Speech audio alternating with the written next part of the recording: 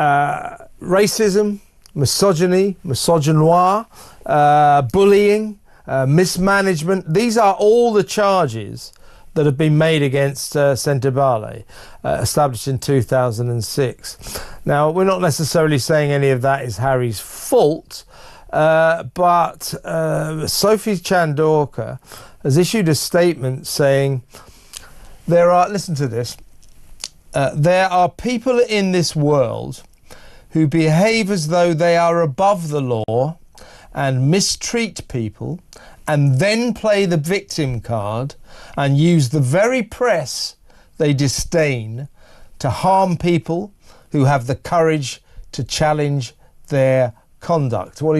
She's talking about Harry there, isn't she?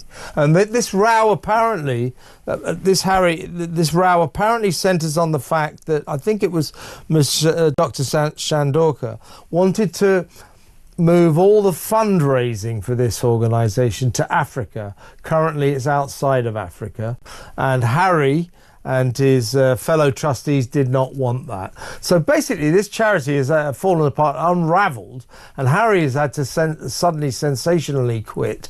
So there goes one more raison d'etre in his life, one less thing for him to do. It just strikes me his life is getting emptier by the day. But what do you make of this charity row in Africa? Well, I mean, I think in general, the chaos, it's just on par for what we expect from Prince Harry today.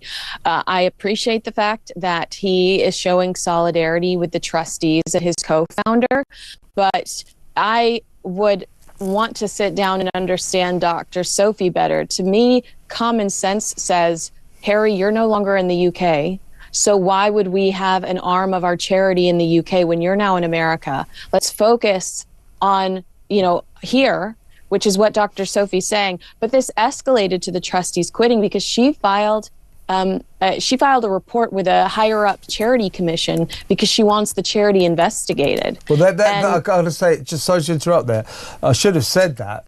Well, they are now. They are officially the charity commission here, which, basically is the organisation, the watchdog organisation for all charities, making sure that they're above board, that the money collected is used for the right causes, indeed that they're run properly, the management is good, the staff are well treated. That's called the Charity Commission. And further to complaints by Sophie Chandorka, they are now officially investigating Sentebale. So quite a low point for Harry. Harry apparently is devastated. This was his favourite charity. Yeah, but you said it's not necessarily Harry's fault, but I'd also stress, quoting from one of my favourite films, Remember the Titans, attitude reflects leadership. And if you know that you can get away with bad behavior, assuming that her accusations are true, if you know that you can get away with bad behavior because Prince Harry's off in another country not paying attention, then why wouldn't you? And she does make it sound like this was just a vanity project for Prince Harry, and she's trying to reorganize the charity, and she wants it to be more focused. And, obviously there are two sides to every story, and we have to wait and see what the investigation determines. But I will say without a shadow of a doubt that this issue would have not happened if the British royal family and the palace were still involved in this charity. Because this is another one of those instances where the palace created the template, Prince Harry's team helped develop this charity, and I have sources at Invictus that say similar thing to watch for similar things in the future. It's falling apart under Prince Harry's management, especially with the influence of Meghan Markle. And let's talk about African Parks, his other charity. He's a director of this. Joined the board of directors in 2023. This is a story that has just dropped today, that hundreds of bull elephants have trampled at least 10 villagers to death after these animals were relocated by this charity. And that's on the low side of scandal with African Parks. Some of their rangers are accused of sexually assaulting the local villagers and attacking the villagers, as well as killing them.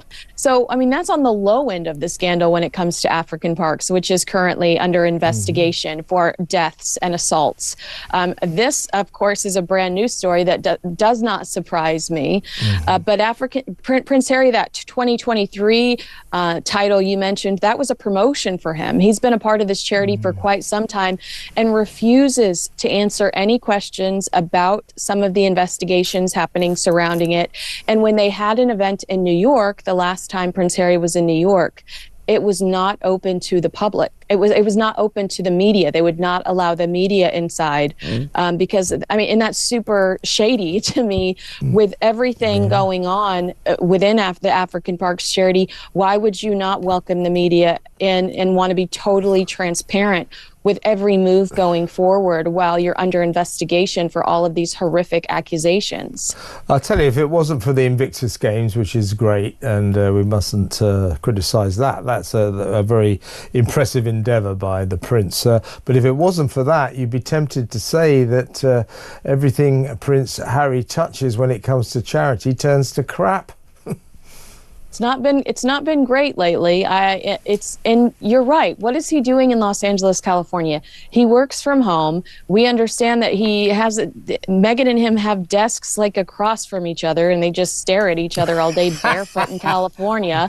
Like, what are these two doing? But I do believe that we will find out that he probably was not as involved in Sentebale as he should have been, and that maybe that there were some mistakes made, but this, Dr. Sophie, she says, I'm a whistleblower, and this is them asking me to step down is retaliation, and I'm staying. Yeah. My objective is to make this the best charity in the world, so I'm not going anywhere. Yeah, I mean, the sort of the sense of this seems to be that the trustees felt that she was causing too many problems. She says she's a whistleblower, alerting the authorities to bullying, alleged bullying, alleged mismanagement, and racism, misogyny, misogynoir, hatred of black women, and so on and so forth. So she says she's a whistleblower. And they wanted her out, and she's refused to go. So they've both gone.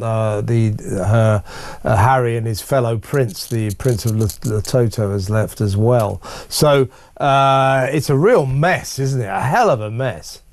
Yeah, and I do think that this was probably one of the hardest announcements Prince Harry's had to make, aside from the fact that this is a charity associated with his mother's legacy. He also knows that everything associated with him is going to be heightened and magnified and amplified. So when Prince Harry steps down from a charity, it embarrasses everyone involved. It doesn't just embarrass the trustees, it does embarrass Prince Siso, because now everybody's asking a lot of really difficult questions.